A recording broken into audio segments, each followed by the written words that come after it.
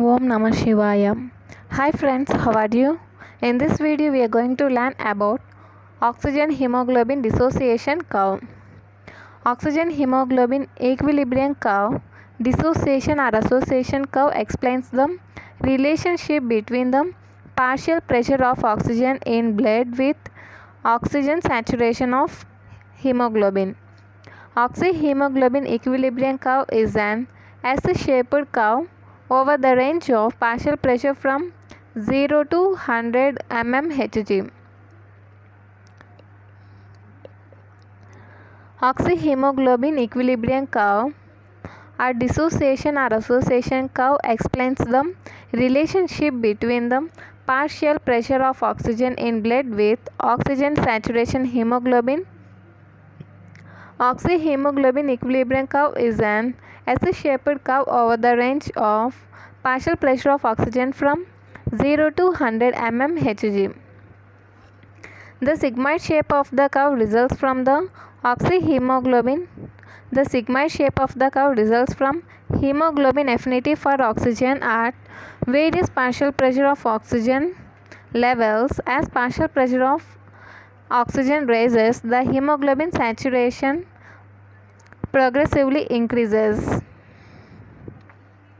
However, the saturation is not linear, with increase in partial pressure of oxygen, for which the curve becomes sigmoid shape. The S-shaped oxyhemoglobin equilibrium curve enables oxygen to saturate hemoglobin under high partial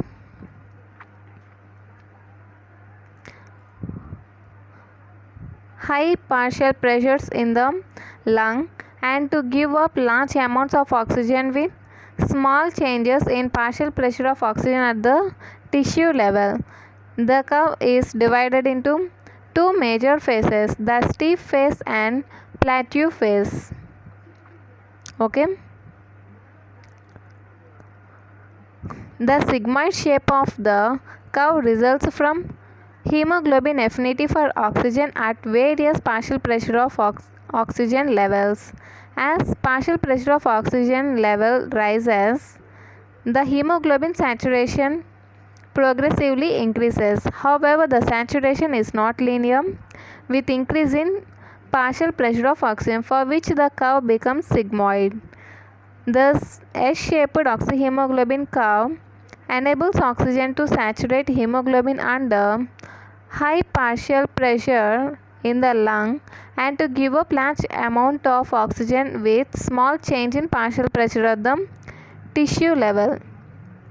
The curve is divided into two major phases, steep phase and plateau phase. Okay.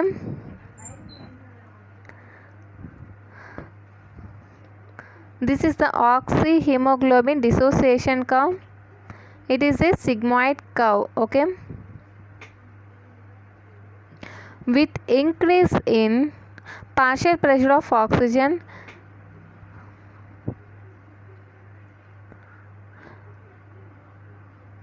hemoglobin saturation become high. Okay, rises.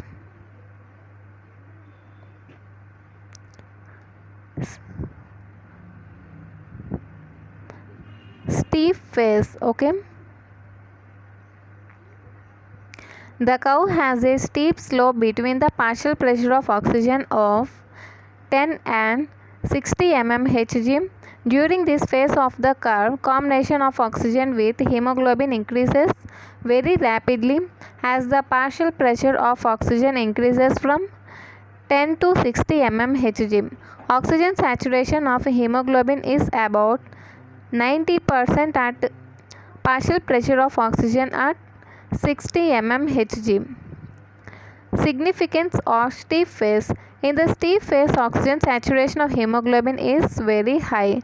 Less increase in partial pressure of oxygen leads to greater percentage saturation of hemoglobin and therefore facilitates oxygen loading. Also change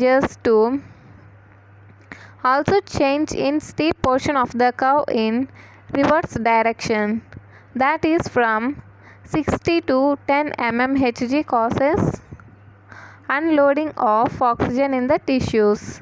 A small decrease in partial pressure of oxygen in the tissues results in unloading of the large amount of oxygen to the tissues. The stiff phase allows large quantities of oxygen to be released from hemoglobin in the tissues. Capillaries where a lower capillary partial pressure of oxygen prevails. This is especially achieved by shifting the curve to the right by increasing H plus or by increased CO2. Shift occurs mainly on the stiff phase. Okay. See once again, stiff phase. The curve has a steep slope between partial pressure of oxygen of 10 to 60 mm Hg.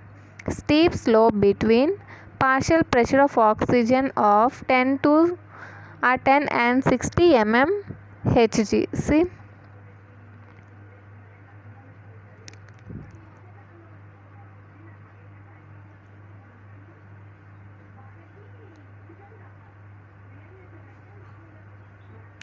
The partial pressure of oxygen from 10 to 60 mm, it is more steep. Okay, up to the partial pressure of oxygen level from 10 to here from 10 to 60 mm Hg, we call this as steep phase.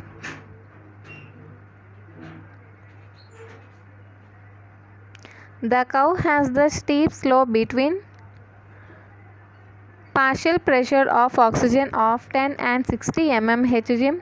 During this phase of curve, combination of oxygen with hemoglobin increases very rapidly.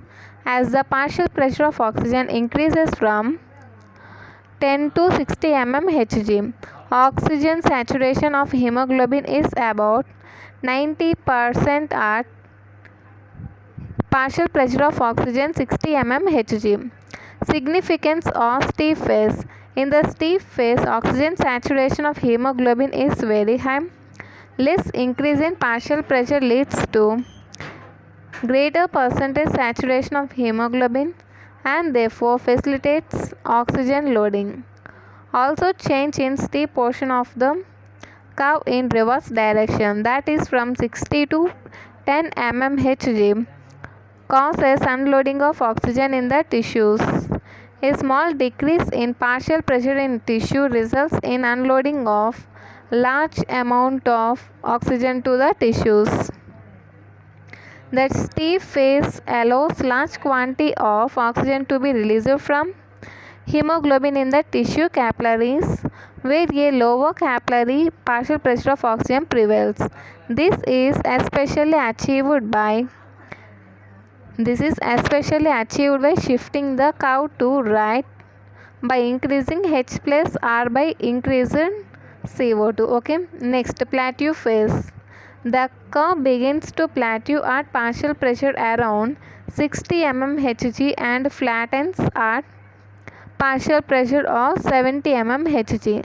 The increase in partial pressure of oxygen above 60 mm Hg produces only a small increase in oxygen binding. Increase in partial pressure of oxygen from 60 to 100 mm Hg in the plateau region of the curve illustrates that oxygen saturation and content remains apparently constant over a wide alteration in alveolar pressure. Alveolar partial pressure of oxygen. Next, significance of plateau phase. There are two significance of plateau phase in different conditions like or in different situations like at high altitude or in pulmonary diseases in which a moderate hypoxia, decrease in partial pressure from 95 to 60 mm Hg occurs. The total amount of oxygen carried by hemoglobin decreases only by 5 to 10%. Since hemoglobin saturation is about 90% at partial pressure of oxygen of 60 mm Hg. Thus, plateau in the curve provides a safety factor through which even a significant decrease in lung function can allow normal saturation of hemoglobin. Oxygen saturation and content remain fairly constant in spite of wide fluctuations in alveolar PO2. For example, if partial pressure of oxygen at alveolum at arterial blade rises from 100 to 120 mmHg, hemoglobin saturation increases only slightly, that is 97 to 98%. This is the reason why oxygen content can't be raised applicably by hyperventilation or by breathing 100% oxygen, because hemoglobin is already completely saturated with oxygen at partial pressure of oxygen of 100 mmHg. This is true only for normal people at sea level. If a person has low arterial partial pressure of oxygen due to lung disease or his ascension to high altitude, hyperventilation or breathing 100% oxygen increases hemoglobin saturation with oxygen as they have more deoxyhemoglobin initially.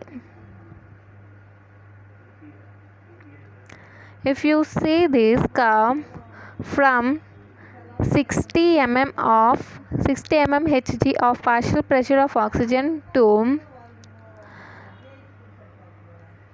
100 mmHg of partial pressure of oxygen, we call this phase as plateau phase. Okay, there is only a small amount of change in hemoglobin saturation. Okay, it is from about 90% to 96, 97 and 98. Okay, the 90% of saturation done at 60 mm of Hg. Okay guys, see it once again. Plateau phase, the curve begins to plateau at partial pressure of oxygen around 60 mmHg and flattens at partial pressure of oxygen at 70 mmHg. The increase in partial pressure above 60 mmHg produces a small increase in oxygen binding. Increase in partial pressure of oxygen from 60 to 100 mmHg in the plateau region of the curve illustrates that oxygen saturation and content remain apparently constant over a wide alteration in alveolar partial pressure of oxygen. Next, coming to the significance of plateau phase. There are two significance of plateau phase in different situations, like at high altitude or in pulmonary diseases in which a moderate hypoxia, decrease in partial pressure of oxygen from 95 to 60 mmHg occurs. The total amount of oxygen carried by hemoglobin decreases only by from 95 to 60. When the partial pressure of oxygen decreases from 95 to 60 mmHg, the total amount of oxygen carried by hemoglobin decreases only by 5 to 10%. Since hemoglobin saturation is about 90% at partial pressure of oxygen or 60 mmHg, this plateau in the curve provides a safety factor through which even a significant decrease in lung function can allow normal saturation of hemoglobin. Oxygen saturation and content remain fairly constant in spite of wide fluctuations in alveolar partial pressure of oxygen. For example, if alveolar partial pressure of oxygen rises from 100 to 120 mmHg. Okay, for example, if partial pressure of oxygen in alveoli rises from 100 to 120 mmHg, hemoglobin saturation increases only slightly from 97 to 98 only. This is the reason why oxygen content can't be raised applicably by hyperventilation or by breathing 100% oxygen, because hemoglobin is already completely saturated with oxygen at partial pressure of oxygen of 100 mmHg. This is true only for the normal people at sea level. If a person has low arterial partial pressure of oxygen due to lung disease or his ascension to high altitude, hyperventilation or breathing 100% oxygen increases hemoglobin saturation with oxygen, as they have more deoxyhemoglobin initially. Okay.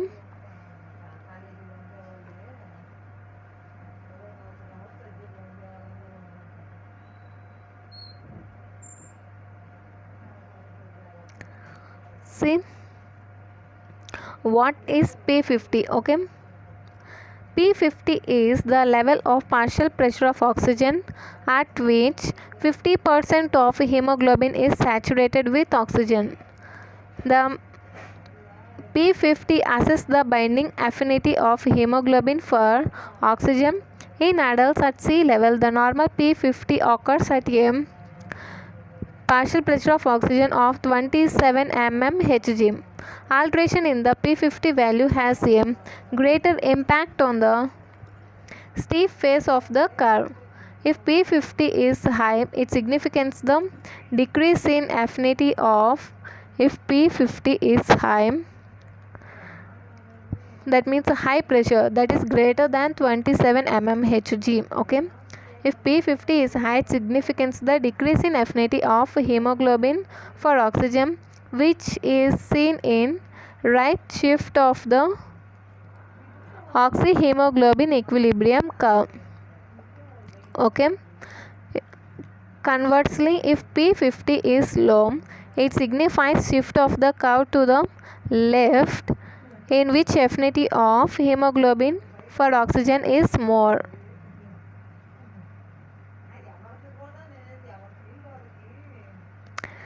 See this figure. This graph shows the P50 level increases or decreases. Okay.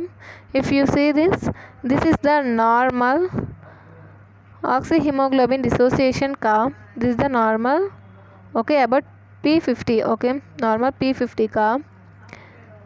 If you see this curve shows the shift to the right. Okay, this curve shows the shift to the right. That means increase partial pressure, increase P50. Okay, increase in P50 denotes the decrease affinity of hemoglobin for oxygen. Okay, decrease affinity to binding oxygen. Okay, decrease oxygen affinity to hemoglobin. Okay, that means increase P50 denotes. When it's coming to the left shift, okay, this left shift defines that decrease in partial pressure of oxygen, that is P50. Decrease P50 denotes that hemoglobin affinity increases for oxygen. Okay, clear guys? Next, once again see what is P50. P50 is the level of partial pressure of oxygen at which 50% of hemoglobin is saturated with oxygen.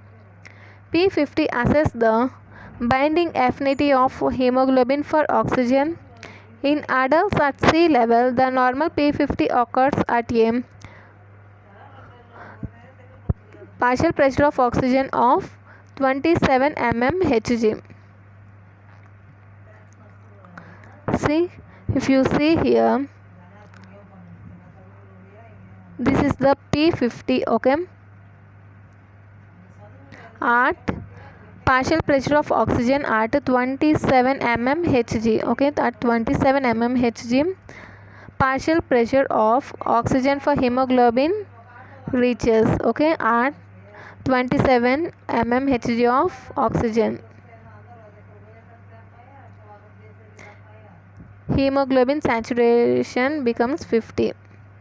50% of hemoglobin is saturated at 27 mmHg of oxygen partial pressure.